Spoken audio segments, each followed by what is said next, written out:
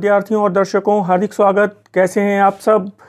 और आज आपकी ब्रह्मास्त्र टेस्ट सीरीज़ का अगला प्रश्न पत्र आपके पास लेकर मैं उपस्थित हूं। बिना किसी भूमिका के हम लोग आइए शुरू करते हैं आज की अपनी टेस्ट सीरीज़। उम्मीद है आप कॉपी और पेन लेकर बैठे होंगे। फटाफट क्लास में आइए और जो चुनिंदा प्रश्न हैं उनको आप अपनी कॉपी में नोट करिए। फिलहाल आइए देखते हैं पहला प्रश्न।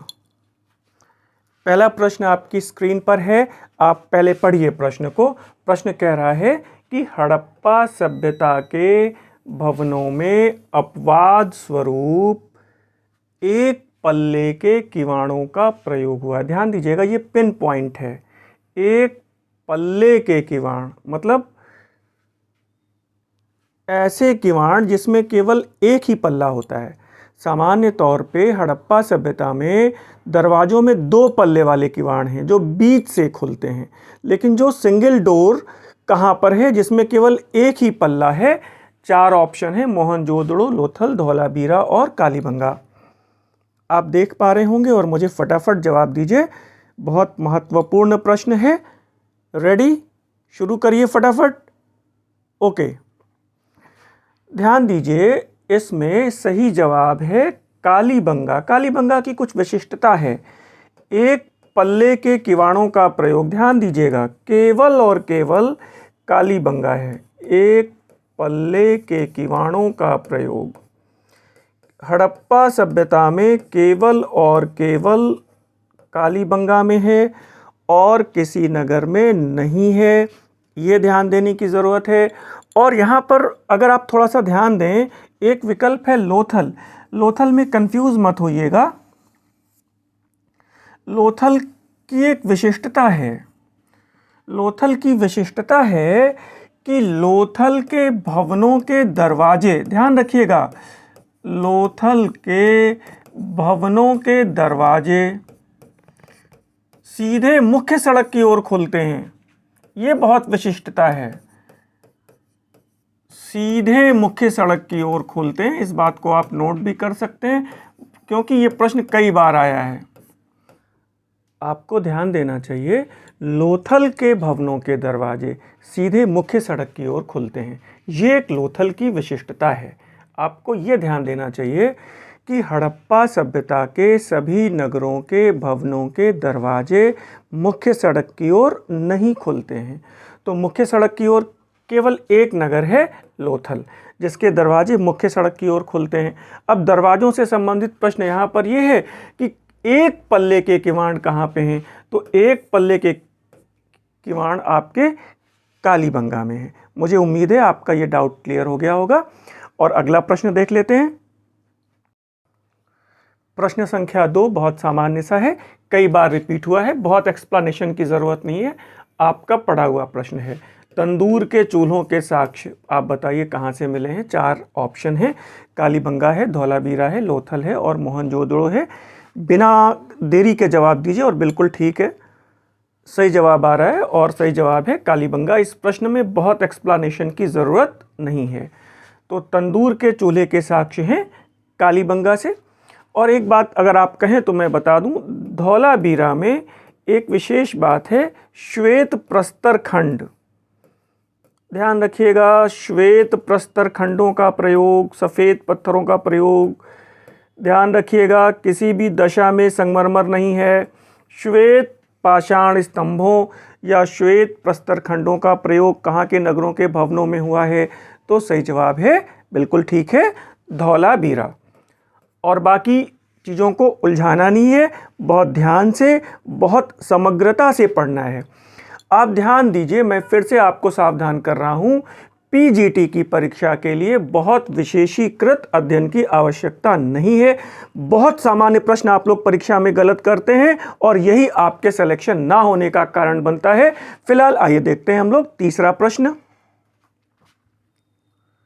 प्रश्न संख्या 3 आप देखिए, आसान भी है, कठिन भी है। वैदिक काल में ऐसी महिलाओं को क्या कहा गया है जिनका आजीवन विवाह नहीं हो पाता था। ध्यान रखिएगा, जिनका आजीवन विवाह नहीं हो पाता था, यानी कि वो शादी उनकी नहीं हो पाती थी, ऐसी महिलाओं को क्या कहा गया है? ऑप्शंस आप देखिए, अमाजू है, ब्रह्मवादिनियाँ है, और फिर पुनर्भू है, और सद्योदोहा है। ऑप्शंस 4 हैं, जवाब दीजिए। और आपको ध्यान देना चाहिए कि अगर आप ब्रह्मवादिनियाँ चुन रहे हैं तो ये जवाब गलत हो जाएगा। और हाँ, बिल्कुल ठीक है, सही जवाब है अमाजू। ऐसी महिलाएं जिनका विवाह नहीं हो पाता था वो कहलाती थी अमाजू। तो अब एक छोटा सा डाउट आ रहा है, जहाँ तक मैं समझ पा रहा हूँ छात्री, आप ये कहेंगे सर ये बताइए, अब ब्रह्मवादिनियाँ भी तो शादियाँ नहीं करती थी। तो बिल्कुल ठीक बात है, लेकिन आपको ये ध्यान देना चाहिए कि ये आजीवन स्वेच्छा से अविवाहित रहकर, स्वेच्छा से ये आजीवन अविवाहित रहकर अपना संपूर्ण जीवन अध्ययन अध्यापन में व्यतीत करती थीं। ये बड़ी इंपॉर्टेंट बात है, यानी कि ये अध्यापिकाएं थीं, अध्यापन में व्यतीत कर देती थीं।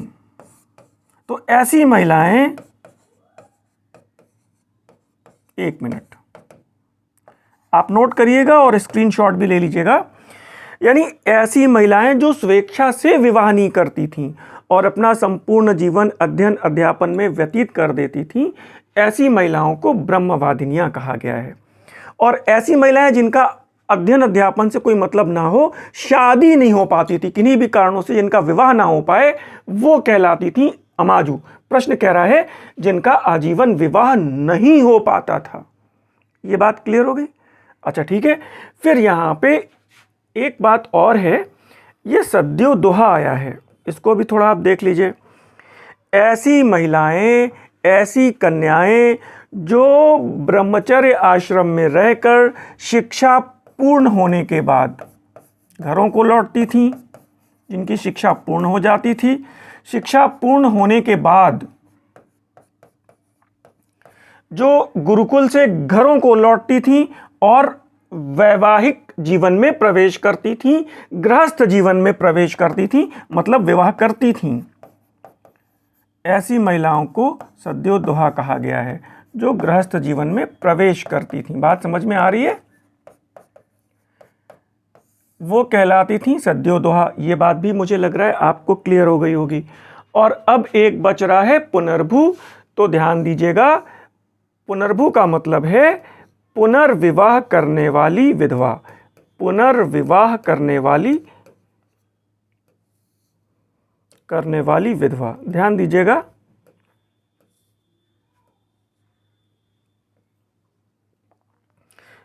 पुनर्विवाह करने वाली विधवा, पुनर्विवाह करने वाली विधवा को क्या कहते हैं? पुनर्भू कहते हैं। और इससे उत्पन्न पुत्र को कहा जाता था पौनर्भव। चारों बातें क्लियर हो रही हैं।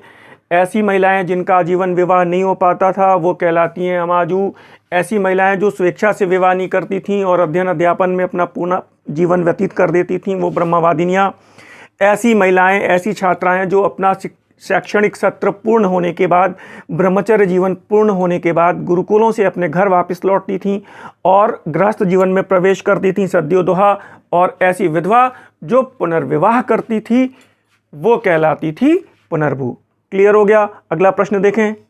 ओके, क्वेश्चन नंबर 4 थोड़ा टेक्निकल है, पहले पढ़ लीजिए फिर बात करते हैं। गुरुकुल में पढ़ने वाले ऐसे छात्र जो अपना संपूर्ण जीवन ब्रह्मचर्य का पालन करते हुए अध्ययन अध्यापन में व्यतीत कर देते थे, उन्हें क्या कहा गया है? ऐसे छात्र, ध्यान दीजिएगा। तो ये तो अभी आपको क्लियर हो गया। छात्राएं क्या कहलाती थीं? तो छात्राएं कहलाती थीं ब्रह्मवादिनियां। छात्राएं कहलाती थीं ब्रह्मवादिनियां। अब यहां पे पूछ रहा है कि वो छात्र क्या कहलाते हैं, तो अब ये क्लियर करिए। इस प्रश्न में आपको छांटना ये है कि ऐसे छात्र क्या कहलाते थे जो अपना संपूर्ण जीवन गुरुकुल में ही व्यतीत कर देते थे। ऑप्शन है आपके पास 4, नैष्ठिक हैं, माणवक हैं, कानीन हैं और गूढ़ हैं। ऑप्शन बताइए फटाफट, क्या जवाब आएगा। हाँ बिल्कुल ठीक है, और सही जवाब है नैष्ठिक। वेरी गुड, बढ़िया है, बढ़िया है। ऐसे छात्र जो अपना संपूर्ण जीवन गुरुकुलों में रहकर व्यतीत कर देते थे उन्हें कहा गया है नैष्ठिक। जो वापस नहीं लौटते थे, गुरुकुलों में रह जाते थे, मतलब इनका समावर्तन संस्कार नहीं होता था। ये बात ध्यान रखिएगा, नैष्ठिक छात्रों का समावर्तन संस्कार नहीं होता था, मतलब ये वापस घरों में नहीं लौटते थे, फिर गुरुकुल में ही रह जाते थे। ये बात सही है। इसी तरह वो छात्राएं जिनका समावर्तन संस्कार नहीं होता था वो ब्रह्मवादिनियां कहलाती थीं। अब एक बात बहुत ध्यान से सुनिए, बहुत क्लियर कट बता रहे हैं, छात्रों को बड़ा कंफ्यूजन है इसमें। पहली बात यह है कि वैदिक छात्रों को क्या कहा गया है, तो वैदिक छात्रों को सामान्य तौर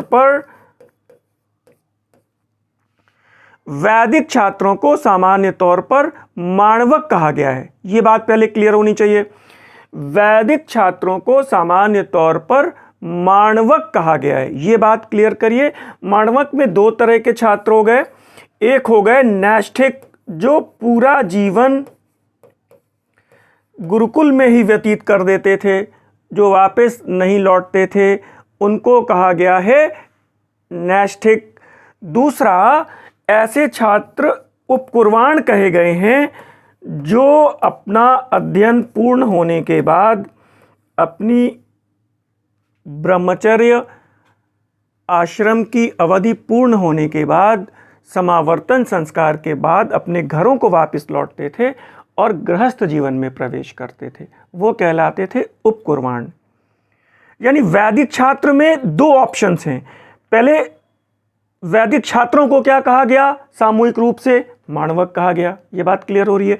उसमें नैष्ठिक जो गुरुकुलों में रह गए, जो वापिस ही नहीं लौटे कभी गृहस्थ जीवन में, और एक हो गए उपकुर्वाण जो अध्ययन अवधि पूर्ण होने के बाद घरों को लौटे। इसी तरह दो तरह की छात्राएं हो गई, ब्रह्मवादिनियां और सद्यो दोहा। ये बातें क्लियर हो गई होंगी। यहाँ पे दो ऑप्शन है, एक गूढ़ है, तो मैं आपको बता दूं यहाँ पर अवैध संतानों को गूढ़ कहा गया है, ये बात ध्यान रखिएगा। अवैध संतानों को गूढ़ कहा गया, ये भी पूछा गया है। और मौर्य काल में गुप्तचरों को गूढ़ पुरुष कहा गया है, ये बात भी ध्यान रखिएगा। सब देखिए, सारी चीजें लिंक हैं। मौर्य काल में गूढ़ पुरुष कहा गया है गुप्तचरों को, ये भी बात बहुत ध्यान रखिएगा। ये सब प्रश्न गलत नहीं होने चाहिए, और सामान्य तौर पे छात्र गलत करते हैं। मैं हट रहा हूं, स्क्रीनशॉट लीजिए, फिर अगला प्रश्न देखते हैं। क्वेश्चन नंबर 5 स्क्रीन पे आ चुका है। सामान्य प्रश्न है, नेट में आया है, यूपीएससी में आया है, अलग अलग जगह कई बार रिपीट हुआ है, बताने की जरूरत नहीं है। चंद्रगुप्त द्वितीय को किस अभिलेख में देवराज कहा गया है? ये बात हमेशा आती है कि उसको देवराज किसे कहा गया है, तो देवराज कहा गया है इसको सांची अभिलेख में। कोई भूमिका के बगैर मैं बता रहा हूँ आपको, फटाफट, आपको जवाब देने की ज़रूरत भी नहीं है। उदयगिरी और गढ़वा और मथुरा और सांची, आप ऑप्शंस देख लीजिए और बिल्कुल जवाब आपको पता है। इस प्रश्न में मुझे लगता है कोई भी छात्र गलत नहीं करेगा, ठीक है। तो सांची अभिलेख में चंद्रगुप्त द्वितीय विक्रमादित्य को देवराज कहा गया है। आपको ध्यान रखना चाहिए, चंद्रगुप्त द्वितीय की तुलना इंद्र से की गई है और मौर्य शासक बिंदुसार की तुलना भी इंद्र से की गई है। इसको अमित्रघात कहा गया है। अमित्रघात या अमित्रखाद, शत्रुओं को खाने वाला या शत्रुओं का विनाशक, अमित्रखाद या अमित्रघात, और शत्रुओं का विनाशक इंद्र को कहा गया है। तो ये दो बातें यहां पर ये भी क्लियर हो रही हैं, इसको भी तैयार करिए, नोट करिए फटाफट। क्वेश्चन नंबर 6 आपकी स्क्रीन पर है, देखिए, यहां भी कंफ्यूजन हो सकता है। प्रश्न पढ़िए पहले। हर्षवर्धन का समकालीन कश्मीर का शासक कौन था? जिसने हर्ष को बुद्ध का दांत सौंपा था। आई थिंक जवाब आपको पता है, आप देख लीजिए। ऑप्शन है अवंती वर्मन, भास्कर वर्मन, ध्रुवसेन द्वितीय और दुर्लभ वर्धन। जवाब दीजिए। हाँ, ठीक जवाब दे पा रहे हैं। और कश्मीर का शासक है दुर्लभ वर्धन। ये बात बड़ी इंपॉर्टेंट है, ये कश्मीर का शासक है। हर्ष का समकालीन कश्मीर का शासक दुर्लभ वर्धन है, जिसने हर्ष को बुद्ध का दांत सौंपा था। ये बात क्लियर हो गई। यहीं पर एक ऑप्शन है भास्कर वर्मन। तो ये लोग इतने करीबी जवाब हैं, जरा सा दिमाग हम लोगों का चूका परीक्षा भवन में, प्रश्न गलत हो सकता है, किसी से भी गलत हो सकता है। तो आपको ये भी ध्यान रखना चाहिए, भास्कर वर्मन कहाँ का शासक है? कामरूप, या फिर आप कह सकते हैं असम। शशांक के विरुद्ध इसी ने हर्ष की मदद की थी, वो भास्कर वर्मन है। क्लियर हुआ? आप देखिए यहां पर ध्रुवसेन द्वितीय भी है, इसको भी याद रखिएगा। हर्षवर्धन का समकालीन है। ये वल्लभी गुजरात का शासक है, ये वल्लभी गुजरात का शासक है। ठीक है, इसे भी क्लियर रखिएगा। और बाकी बताने की जरूरत नहीं है। वो शशांक है गौड़ नरेश बंगाल का शासक, जिसके विरुद्ध भास्कर वर्मन ने हर्षवर्धन की मदद की। आपको बताने की जरूरत नहीं है, वो चालुक्य नरेश पुलकेशिन द्वितीय है, हर्षवर्धन का समकालीन, आपको पता ही है। फिर पल्लव नरेश कांची का शासक नरसिंह वर्मन द्वितीय है, हर्षवर्धन का समकालीन, आपको बताने की जरूरत नहीं है। तो ये सारे समकालीन शासकों के नाम आपको याद रखने हैं। एक प्रश्न यहाँ से जरूर आया है, आप बेहतर समझ सकते हैं। सबके पास पिछले वर्षों के प्रश्न पत्र हैं, ध्यान दें। आगे बढ़ता हूँ। प्रश्न संख्या 7 आपके स्क्रीन पर आ तो गया है, आप देख पा रहे हैं। बहुत सारे छात्रों का एक अनुरोध है।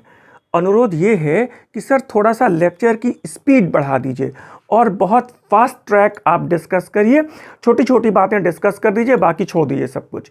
और जहाँ तक मैं समझता हूँ कि ये आपकी परीक्षा की अंतिम तैयारी है। अगर मैंने थोड़ी स्पीड बढ़ाई तो बहुत सारे महत्वपूर्ण प्रश्न आपके छूट जाएंगे, बहुत सारे डिस्कशन छूट जाएंगे। केवल एक विकल्प का उत्तर बताने से आपकी बात बनेगी नहीं। और आप मेरे प्रश्नों को ध्यान से देखेंगे तो आपको पता चलेगा कि विकल्प बहुत करीबी हैं। तो फिलहाल मैं स्पीड नहीं बढ़ा रहा हूँ, प्रश्न इतने ही रहेंगे, सारे महत्वपूर्ण डिस्कशन अच्छे से किए जाएंगे। आप क्लास में अगर धैर्य से नहीं बैठ सकते तो मैं समझता हूँ परीक्षा में 2 घंटे आप कैसे धैर्य से बैठ पाएंगे। तो फिलहाल आप सब ये ध्यान से सुनिए कि मैं क्लास में स्पीड नहीं बढ़ा रहा हूँ, इतने धैर्य और इतने आराम से ही बातों को डिस्कस करेंगे। फिलहाल आप अगला प्रश्न देखिए, और कह रहा है कि चोल अभिलेख निम्नलिखित में से भाषाओं में मिलते हैं। मतलब चोल अभिलेखों में किन भाषाओं का प्रयोग हुआ है? 4 भाषाएं दी हैं, संस्कृत दी है, तेलुगु दी है, तमिल दी है और कन्नड़ दी है। और पहला ऑप्शन है केवल तमिल भाषा में। और फिर आप देखिए 2 और 3 यानी कि तेलुगु और तमिल, 2, 3, 4 मतलब तेलुगु, तमिल और कन्नड़। और फिर है उपरोक्त सभी या 1, 2, 3, 4। आप मुझे बताइए कौन सा विकल्प सही है। ठीक है, ओके। और सही जवाब है 1, 2, 3, 4 सभी भाषाएं हैं, संस्कृत भी है। और मैं आपको क्रम बता देता हूं। सबसे ज़्यादा जो भाषा उल्लिखित हुई है वो है तमिल, इसके बाद फिर तेलुगु है, इसके बाद फिर कन्नड़ है, और सबसे अंत में संस्कृत है। संस्कृत का यद्यपि कि प्रयोग हुआ है लेकिन बहुत कम प्रयोग हुआ है। लेकिन चारों भाषाएं उल्लिखित हैं, बहुत इंपॉर्टेंट है, याद रखिएगा। तमिल, तेलुगु, संस्कृत और कन्नड़। कन्नड़ और संस्कृत, ये 4 भाषाएं मैंने आपको बताई। इसके अलावा ये प्रश्न कभी कभी ऐसे भी आया है किस भाषा का प्रयोग नहीं हुआ है, तो आप ध्यान रखिएगा मलयालम का प्रयोग नहीं हुआ है, कन्नड़ हुआ है लेकिन उड़िया भाषा का प्रयोग नहीं हुआ है। इसमें कंफ्यूजन हो जाता है, आपको ध्यान रखना चाहिए मलयालम और उड़िया भाषा नहीं है। बाकी की 4 भाषाएं मैंने ऑप्शन में लिखा भी हुआ है और मैंने डिस्कस भी कर दिया है। आगे बढ़ें, आप स्क्रीनशॉट ले लीजिए। क्वेश्चन नंबर 8 मेडवल इंडिया का है, आप देखिए। वो कह रहा है नगर इतनी बुरी तरह उजड़ गया, मतलब ये स्टेटमेंट है किसी का कि नगर, इमारतों, महल और आसपास के इलाकों में एक बिल्ली या कुत्ता तक नहीं बचा। सुल्तान मोहम्मद बिन तुगलक के द्वारा राजधानी के स्थानांतरण के संदर्भ में निम्नलिखित वक्तव्य किसने दिया है? वो कह रहे हैं कि जब मोहम्मद बिन तुगलक अपनी राजधानी दिल्ली से दौलताबाद यानी देवगिरी ले गया तो दिल्ली उजड़ गई, कोई बचा नहीं। चार ऑप्शन है इसमें, अमीर खुसरो है, इसामी है, इब्न बतूता है और जियाउद्दीन बर्नी है। और बताइए, उत्तर बताइए, फटाफट बताइए। देखिए, इसमें सही उत्तर है जियाउद्दीन बर्नी। बर्नी ने यह विवरण दिया है, ध्यान रखिएगा। और एक बात आपको यहां पर यह बता देता हूं कि इब्न बतूता एक विवरण देता है कि दिल्ली सल्तनत के लोग, दिल्ली के लोग, इब्न बतूता ये विवरण देता है कि दिल्ली के लोग सुल्तान मोहम्मद बिन तुगलक को अपशब्द भरे पत्र लिखते थे और इसलिए नाराज होकर के सुल्तान ने अपनी राजधानी दिल्ली से दौलताबाद स्थानांतरित कर दी। ये बात इब्न बतूता बताता है, लेकिन ये स्टेटमेंट बर्नी का है। ठीक है, आई थिंक ये स्टेटमेंट आपका क्लियर हो गया होगा। आगे क्वेश्चन नंबर नेक्स्ट देखते हैं। क्वेश्चन नंबर 9 आपकी स्क्रीन पर है और मुझे उम्मीद है बहुत महत्वपूर्ण प्रश्न है और अभी तक छात्रों के पास इसका बहुत क्लियर कट जवाब नहीं है इस प्रश्न का। प्रश्न को पढ़िए पहले। किस लेखक ने या किस विद्वान ने महात्मा गांधी को प्रोफेशनल रीडर कहा है? प्रोफेशनल रीडर की संज्ञा किसने दी है? Frederick B Fisher, Martin Burgess Green, Romeo Rolla या फिर सुभाष चंद्र बोस? 4 ऑप्शन है, जवाब दीजिए और इस प्रश्न को देखिए, फटाफट जवाब दीजिए। देखिए, कंफ्यूजन हो रहा है, मैं बता रहा हूं और सही जवाब है मार्टिन बर्गेस ग्रीन। ये वेरी वेरी वेरी इंपॉर्टेंट, इतने बार वेरी वेरी लिख दिया।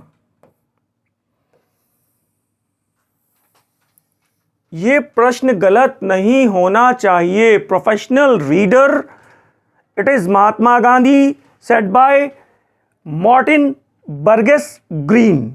मैं आपको मार्टिन बर्गेस ग्रीन की उस पुस्तक का नाम भी बता देता हूं जिसमें इन्होंने गांधी को प्रोफेशनल रीडर की संज्ञा दी। कहीं पर कुछ भी लिखा हो, लेकिन जो मैंने बताया है वो परफेक्ट आंसर है, ध्यान रखिएगा इसको। जैसा कि आप स्क्रीन पर देख पा रहे हैं, मार्टिन बर्गेस ग्रीन ने अपनी पुस्तक गांधी एक नए युग की क्रांति की आवाज, हिंदी में पुस्तक का नाम है गांधी एक नए युग की क्रांति की आवाज, इंग्लिश में है voice of a new age revolution Gandhi, voice of a new age revolution Gandhi. Martin Burgess green की यह बुक है जिसमें इन्होंने गांधी को प्रोफेशनल रीडर की संज्ञा दी है। आई थिंक ये क्लियर हो गया होगा। स्क्रीनशॉट लीजिए, बहुत इंपॉर्टेंट प्रश्न है, कोई कंफ्यूजन नहीं रहना चाहिए। और मुझे लगता है कि यह प्रश्न कई बार रिपीट हुआ है, फिर रिपीट हो सकता है, और अगर अब गलत करेंगे, इतना क्लियर कट मैंने जवाब दिया है, तो यह फिर आपकी जिम्मेदारी बनती है। आगे बढ़ते हैं और आज की टेस्ट सीरीज का अंतिम और 10वां प्रश्न बेहतरीन प्रश्न है, पढ़ लीजिए फिर जवाब देते हैं हम लोग। मुस्लिम नेताओं में से किसने भारत के विभाजन को कांग्रेसी नेताओं के द्वारा किया गया सबसे बड़ा विश्वासघाती कार्य बताया? देख पा रहे हैं, 4 ऑप्शन है। मौलाना अबुल कलाम आज़ाद है, मोहम्मद अली जिन्ना है, खान अब्दुल गफ्फार खान है, लियाकत अली खान है। तो ये तो क्लियर हो गया कि मोहम्मद अली जिन्ना और लियाकत अली खान साहब हो ही नहीं सकते। भाई, मोहम्मद अली जिन्ना तो खुद ही पाकिस्तान मांग रहे थे, और आपको ये पता है कि लियाकत अली खान साहब बाद में पाकिस्तान के प्राइम मिनिस्टर बने, तो ये 2 हट गए। अब ये 2 बचे, कलाम सर बचे और अबुल कलाम आज़ाद जी बचे और खान अब्दुल गफ्फार खान बचे। तो जवाब दीजिए। और यहां पे सही जवाब है खान अब्दुल गफ्फार खान। ठीक है, इनको बादशाह खान भी कहा गया है। बाद में ये पाकिस्तान चले गए और एक बात आपको ये भी पता है, इनका रेड शर्ट मूवमेंट आपको पता ही है, लाल कुर्ती आंदोलन।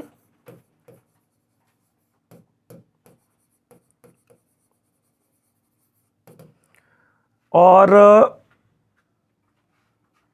आपको ये भी पता होगा कि वो चंद्र सिंह गढ़वाली ने उत्तर पश्चिमी सीमा प्रांत में लाल कुर्ती आंदोलन के समय अहिंसक प्रदर्शनकारियों पर गोली चलाने से इनकार कर दिया था।